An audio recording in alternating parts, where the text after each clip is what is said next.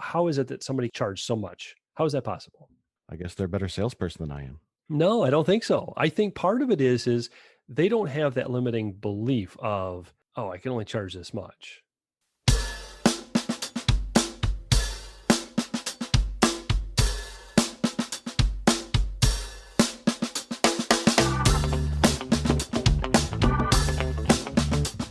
Hey, everybody. Welcome to the Slow Pitch Podcast. And I see Lane over there. How's it going?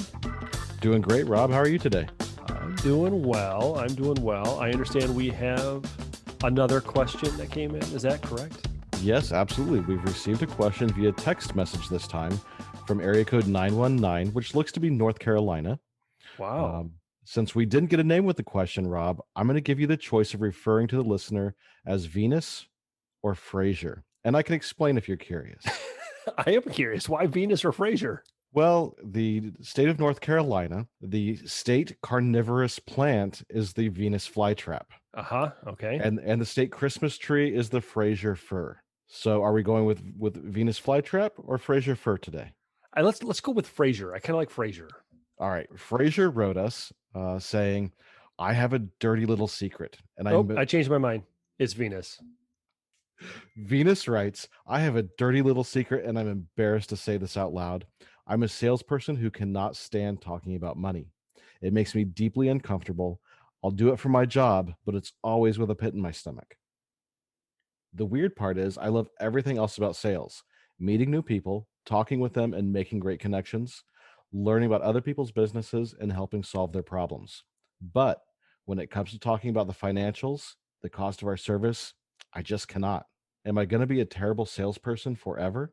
Do I have a chance? Or am I never going to make it?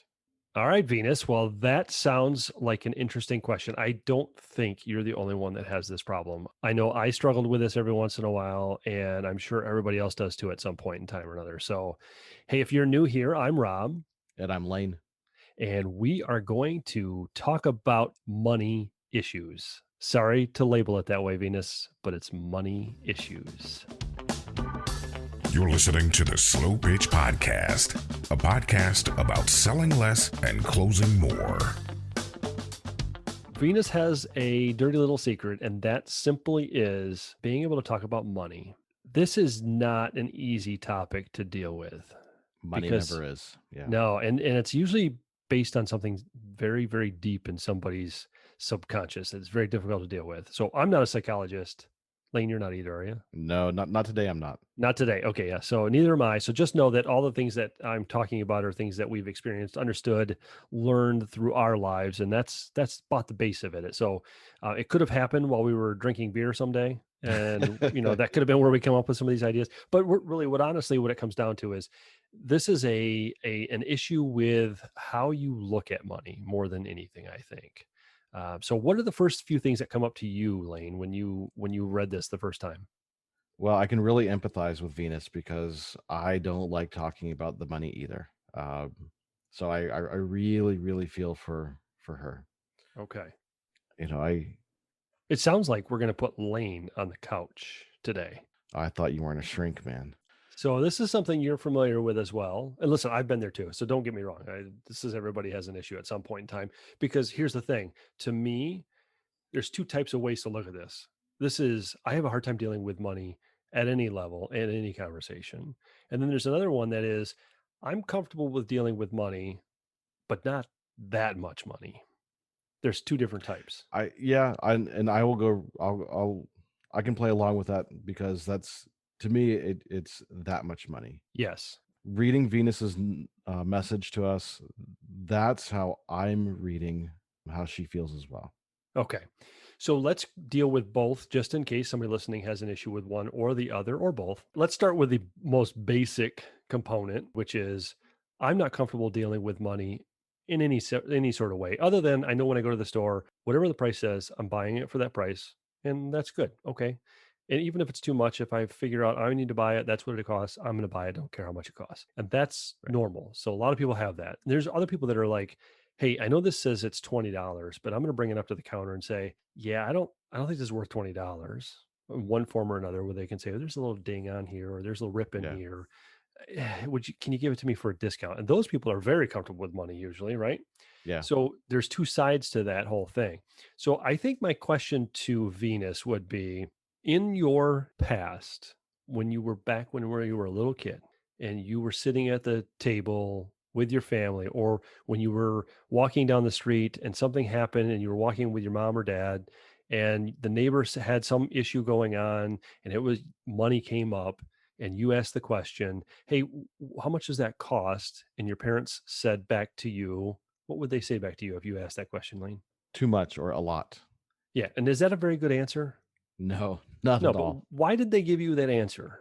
Like if somebody, let's say, for example, a neighbor bought a new car. You're walking or you're playing in the street. Your Yeah. mom and dad are out there. Wow, that's a cool looking car. Your mom and dad start talking, and you, 5-year-old kid, says, how much does it cost? Yeah, And we don't mom and ask dad those types of says, questions. Yeah. yes, my mom says, don't ask that kind of questions. Why can I not ask that question? It's impolite. It's impolite. It's rude. You don't ask Yes. those types of questions. That is not right to ask that question. And while that may be true, that little seed planted into your head is the basis, more than likely, of a lot of that issue because you've been told over and over and over again as a kid, yeah, you don't ask those types of questions. We don't talk about money. How much does mom make? You don't ask that question. It's I make enough. Yeah. That's it, right? You get there is a wall that is put down in front of you as a kid when money questions come up. And I get it. I get it. But there's got to be a point where a parent, and I'm not going to get into how to parent somebody, but where a parent can do some damage by doing that. So sometimes as a parent, it might be helpful at a certain age, not early necessarily, because some kids don't have a filter and they'll start repeating, oh, my mom makes $150,000, whatever, right? So you don't want that. But there's a point of being able to educate your son or daughter to say, hey, here's what's reasonable to expect in terms of money. So by setting the example about having a very open and frank conversation about money and what that means and how much it takes to make things happen. And they may at first the kid may be, that's a lot of money. Yes, it is. But there's got to be a point if you're going to help that kid later on, if they're going to be in sales or if they're going to have to sell their own self in a product or sale or service that they're doing, right? That's going to make a big difference for them. So if they can understand the value of money from a mental standpoint, that'll make a big difference. But I submit to you that it seems to me when I talk to people, there's a lot of stuff that happens to us when you're younger, Yeah. around the dinner table, out on the street, when you're dealing with anything that has to do with money. And as a kid, when you ask that question, getting that wall put down makes you just stop in your tracks. So my guess is Venus probably had this. I don't know what you think. What do you think? No, I think that's a fair bet. Yeah. And I would love to know, hey, Venus, if you're listening, I would love it if you would text us and say, that was it, or no, it wasn't, it was something else. Or if you don't know, that's okay. I'm just curious because more than not, I hear that story all the time. So the other side of that coin is I'm comfortable with money, but not that much money. Right. So what is, and you don't have to give me an honest answer, but let's say, what is a lot of money for you, Lane? What would be a lot of money for me to charge or for you to charge somebody for your services? Too much money to me. I don't know. Let's say $3,000. $3,000 to charge for the website. Yeah. Okay. For something that's a pretty simple Pretty site, simple thing. And what if I told you that the last time I had my website worked on, it was $8,000 for the same thing you just described? I think that's a lot of money. Yeah, but they charged it. Well, if that's what they're able to get for their service, then good for them. That's So why is it that they're able to charge for the same service you're providing? Let me rephrase that. Yeah. Why are they able to charge that much more for something that does the exact same thing, let's say? Now, I didn't pay 8,000, but let's say I told you that and you're Yeah. like, well, $8,000, how would you charge that? But Yeah. somebody out there could, right? So how is it for the same deliverables, the same piece of whatever equipment, piece of furniture, whatever it is that you're charging? How is it that somebody can else charge so much? How is that possible? I guess they're a better salesperson than I am. No, I don't think so. I think part of it is they don't have that limiting belief of, oh, I can only charge this much. And here's the thing. I'm not saying everybody should go out there and charge willy-nilly any number they want because it's outrageous. Because you better be able to uphold your end of the deal, right? If you charged $10,000 for a website that's 12 pages, pretty basic and easy, will they come back to you ever? No. Because if they start asking questions or people start asking, what did you get charged? And they find out it was 10 grand. Everybody was like, what? That's like a $1,500 website. Why would you do that? Yeah. Yeah. They're never going to come back to you. Right. But at the same time, there is some value in understanding what the potential client needs by learning about their pains and understanding what the offset's going to be by fixing this problem. So if I told you, listen, the reason I paid $8,000, and I'm never going to be able to think about this if you're asking somebody, just think about this way. If somebody says, I paid $8,000 for my last website, you're going to go, oh, wow, that's a lot. Okay. But they're never going to be able to verbalize the fact that when they went through the sales process, they ended up asking or getting asked this questions about, well, what are the problems we're solving, basically? And we found out that they were being hacked, that there was no response time. The thing was down every once in a while, that Right. they couldn't get people to email them directly for orders. They couldn't place orders on the website, whatever that was. All of a sudden, well, I don't care how much it costs. I mean, I need my business up and running. That's my website. It's going to drive traffic. It's going to drive business. Yeah. So it's worth 8,000 because you know what? I sell $250,000 worth off that website. Yeah. That's worth it, right? But if I'm a small business and I'm just doing it as my business card for $8,000, not worth it, right? So Yeah. there's a pain trade off there, and you have to understand those two things and how they fit together. Because if you don't understand how they fit together, then you're going to be charging willy-nilly the wrong price, way too high. So I'm not saying your numbers need to be out of whack and you just make up numbers as you go. And I'm also not saying that you make up these numbers based on the amount of pain somebody has. The goal of doing the pain piece and understanding how they fit into the numbers is, can they afford it? Your job in that process is to determine whether or not they are a good fit, that they can afford you, that they're going to be able to pay what they're supposed to pay for the job that's being done. So if your job that you're saying is normally worth $5,000 and they can't afford $5,000, you'd want to find that out during that conversation of pain, that they don't have Right. $5,000 worth of problems, right? Versus later on when you're going, okay, guess what? It's $5,000. And they're like, what? I can't pay that. I don't, it's just it's like a business card. Right. Yeah. Yeah. So Yeah. that's one of those things. Do you have a question about sales? Call or text your question at 608-708-SLOW. That's 608-708-7569. Or you can email them to questions@theslowpitch.com. Now, back to the show. And here's the other thing that I look at. In this text message, I noticed that they say they love everything about sales. They love meeting the people. They love talking to them, making great connections, all of those things. Just out of curiosity, Lane, what personality type, disc type do you think they are? What would be your guess? I'm guessing they're definitely not a D. Uh-huh. I don't think they're a C. Nope. So we're down to an I or an S. I'm gonna guess an S. I would guess they could be. I would guess an I, and here's why. They love everything about sales. Now, what do they usually like? Very outgoing, Yep. Yeah. very much I want to talk to everybody. I want to be around people. They said they like meeting new people. And one of the things that I's really are good at are meeting and identifying the new person in the room and making them feel comfortable. They love talking. They like making great connections. It's a feeling of connection. Those are typically I personalities. They could be a bit of an S as well. So there's some elements in there that could be S's as well. But because they talk about themselves in the I versus we, I would tend to slant towards the I only because of that. Now, that said, does that make any impact on their relationship with money, the disc profile? No, it does not. Yeah.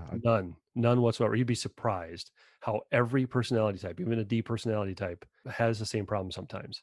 Here's another example. I had another individual who I spoke with one time who said that they just couldn't charge more because it didn't feel right.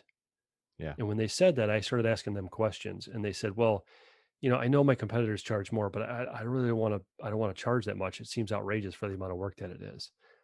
And while I agree with that, they just decided that that's all that they want to pull out of life, if you will. That's all they want to do is make that much. Versus, and that's totally fine. There's nothing wrong with that. Versus the other mentality that other people have, which is, there's so much abundance, so much money, so much abundance of everything out there. It doesn't matter what I charge, because in the grand scheme of things, it's not going to impact anything other than me and that other person. Okay. And that's okay. As long as everything lines up in terms of they need the service, it's offsetting the expense, and that they can see the return on their investment. It's worthwhile for them. They can Yeah. afford it as a qualifying piece, right? It doesn't really matter. And there's no limit to what they can do in life. That's their mentality. And so sometimes people have I say, there's that author, Carol Dweck. She wrote a book about developing a growth mindset. And the concept behind it is you either have a closed mindset or a growth mindset. And it's very similar to the I'm open to the world. There's a world of an abundance or there's not. And there's different nuances that she has that maybe this other doesn't have it. But what she basically says is, listen, you have your own world, whatever you want to do. But there's some people that say, well, I can only do this. I can only do that. And their whole mentality of everything. I can only type so fast. I can only Right. read so fast. And then there's other people that go, I can do anything. Like you just put me in front of it, I'll learn it, I'll figure it out, and I can do this. And so to me, in sales and this whole money mentality, this is all one component, but it's all goes together with what is your mindset like and what is it that's holding you back. Typically it still trends back to your family, to how your parents talk to you about money, and what does that mean to how you look at money now. It impacts it a lot, believe it or not. Yeah, that's amazing. Let's circle back to Venus's question. She had a big but in there that says when it comes to talking about financials and the cost of the service, she just can't. How do we help her? Yeah, that is the question. So bringing it back to the financials, the key point, and this is kind of where I got over my concept of money being an issue for me, holding me back, was understanding that when you talk about pain with folks going through all of that and understanding what their issues are, what they're trying to solve, what they're trying to gain, whatever that is, when you get into that pain conversation and you associate dollars to that. So just by asking them simple questions like, well, how much does that cost you? Or, is that going to make any difference on your financials as it is? Those questions are not about your money, right? So it's about their money. So it's a little easier for Right. a lot of people to talk about. So if you're asking those questions, well, how does that impact your bottom line? Or how does that impact your food costs? Or how does that impact your margin? Or how does that, whatever that is, get that back to that conversation where you're getting them to understand, or you're getting them to understand what the dollar amount that's associated with this issue, and are they qualified? Once you've gone through all that, now you should have some confidence that it's worth their investment, because their pains are going to be too high without your good or service, right? Right. Right. So if they're trying to buy, let's say, you're buying a nice bed, and the bed is not very comfortable, then it doesn't matter how cheap it is. If it's not comfortable, I'm not going to get a night's sleep. Period. End of story. Right. So I want to make sure that I'm selling the right thing for what they need to solve. Now, when I'm going to the point of talking about how much your good or service, your product, service, or anything costs from an investment standpoint, when you talk about budget, now you just need to think about what you're offsetting, and it should make that feel a bit more comfortable, because by Right. doing that, you're saying, well, of course they can afford it, because look how much it's going to help them, right? It's Yeah. going to be helping them. It's not hurting them. And I think there's a component of the money concept where you feel like I'm hurting somebody by trying to take this much money from them, right? Yeah. Yeah. Yeah, Exactly. and it's not matter of listen, if you go through the pain pieces and they're not saving enough or offsetting enough, and the return isn't high enough, you really shouldn't be selling your good or service. If that's the case, then you should be saying, I don't see why we should be doing this job, and I don't think we should be doing business together. Yeah. We're S- not a good fit. Yeah, it doesn't sound like it's a good fit at all. And if you say that to that person, that we're not a good fit, and they insist that they are a good fit, and that you do in fact need to go forward, and that they do want to buy it, now what do you do? Yeah. That's a great question because to me, I'm like, okay, well, I don't know that we're a great fit, but if you're sure, all right, I would probably just go ahead and take the money. Yeah, you could. And here's what before you do that, I think the last step before that is, if they say, well, I understand that, but this is how I know we need it, and this is how I know it is, this is what it costs, I want to buy it. I would almost ask the question, what made you decide, even though this wasn't from a return, from a from all of that, what we talked about, how did you come up with that decision? Because they may say, well, what you don't know is there's an investor over here and they want to, and this is what we Yeah. need. This is the way it Yeah. is. They may say, well, because we're going to take this, we're going to do this, and now the money we're saving, we're actually putting it over here instead of there. Whatever those things are, they have their own reasons, right? Yeah. Yeah. If they don't give you a good reason, then I would come back to them and say, are you sure you want to do this? Because it doesn't sound to me like that makes a ton of sense from my side. And usually when I get to this situation, when it comes right down to signing the check, it doesn't happen because the realistic part of it is it doesn't fit. I don't want to do that to you. I don't want to go there if we don't need to. They may say, yeah, maybe I better wait. Yeah. Yeah. So, but understand by doing that, you're gaining a lot of trust. You're really letting them make the decision that's right for them. And it's making them make the decision and not you. You're not forcing it. And anytime you're trying to force a decision, so if you came back right away and say, okay, well, let's get started then, there's an odds or there's a chance that you could lose that sale at the point of signature Right. Right. or getting the check. And if you wait by pulling it along and asking those other questions, you'll actually get them to make a decision one way or the other. It doesn't matter because either way is good. If they aren't a good fit, they need to make that decision so that you're not wasting your time down the road or that you're trying to get money that they don't have or they make the decision to buy. All that makes a lot of sense, right? So then it makes it sense for them. That's the key. So when you approach the financials with somebody, you always have to approach it from the pain side. What's right for them? And if it doesn't make sense, call it. Don't tell them, this is not the right thing for you. And then get into that conversation of why they think it should be, because then you'll have a better understand of what's really happening. So I think your other question was, am I going to be a terrible salesperson forever? I don't think you are. I think you're right for asking the question. I think you're normal. That's not unusual. I feel that way sometimes. And sometimes when there's really big projects, I've had it where I've had really big projects come in front of me where I have to price something out. And I'm like, wow, I cannot believe this costs this much. That's what I'm thinking. And on the client side, they're like, dude, you're low. And I'm like, what? I'm low? How am I low? How is that low? What are they doing over on that other side with, Yeah. yeah, I've got 2 other quotes and they're all twice the price. And I'm like, whoa, okay, well, I messed that up, didn't I? Right. So that's my money issue sometimes. And it happens to the best of us. But if once you understand it, then, and you see that happen to yourself, go back, figure out what caused it and realize, all right, I need to make sure that that doesn't happen again. Where's the point that I made the mistake? And let's work on that piece. And to me, I feel like it's forgetting about what happened to me in the past as a kid, what I was told, don't worry about the money. It's not Yeah. your business. It's a lot of money. Don't worry about it. Right. To no, this is all stuff that we can control. And this is all stuff that there's an abundance of. It doesn't really matter.